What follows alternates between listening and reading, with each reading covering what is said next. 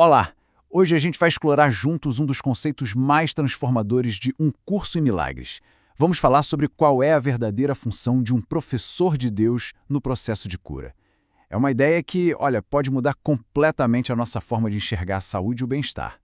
Então, a grande pergunta é: como é que a verdadeira cura acontece de fato? A resposta, de acordo com o Manual de Professores de Um Curso em Milagres, é simplesmente fascinante. E ela se concentra totalmente no papel, eu diria até surpreendente, do chamado professor de Deus. Vamos entender direitinho que função é essa. Para a gente começar a entender a cura, o primeiro passo é colocar lado a lado duas visões que são completamente opostas sobre a doença.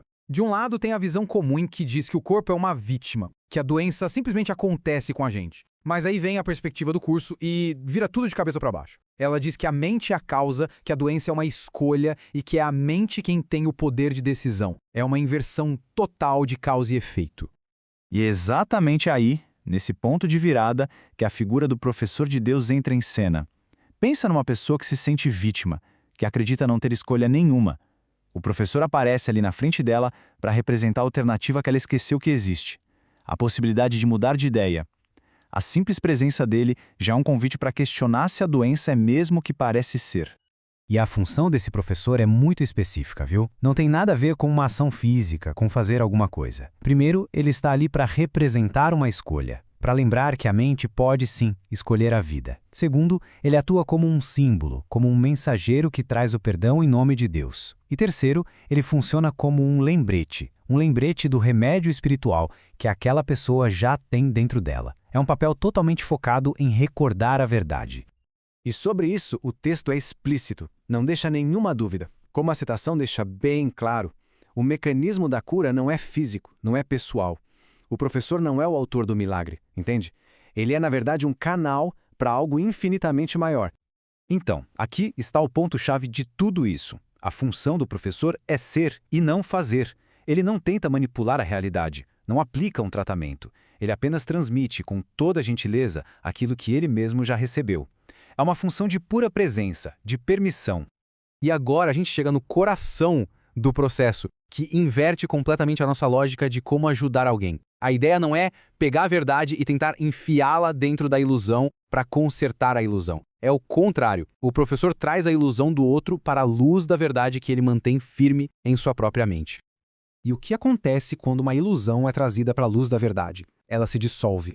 Ao se recusar a acreditar na realidade da doença do outro, o professor para de dar força para aquela ilusão.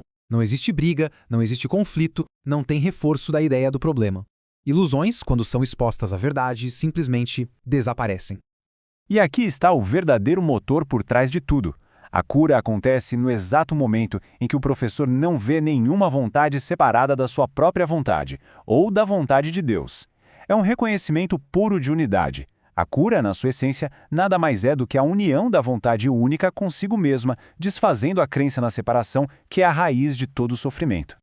E o resultado final desse processo é uma mudança de percepção transformadora. O professor, sendo essa presença que perdoa, ajuda a remover os bloqueios na mente. Isso abre espaço para que a pessoa que se via doente possa ela mesma aceitar a expiação, que é a correção dessa percepção. E aí, finalmente, ela reconhece que a doença, na verdade, nunca foi real. Este princípio, que é um dos pilares de Um Curso em Milagres, resume a base de toda essa ideia.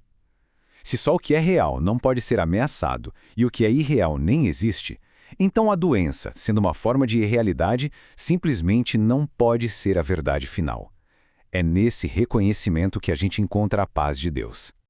E a gente termina com essa pergunta, que é um convite à reflexão. O que mudaria se a gente parasse de ver a cura como um ato de consertar alguém e passasse a vê-la como um ato de união com essa pessoa na verdade? É uma mudança radical, da ação para a união e do conserto para o simples reconhecimento da perfeição que já existe.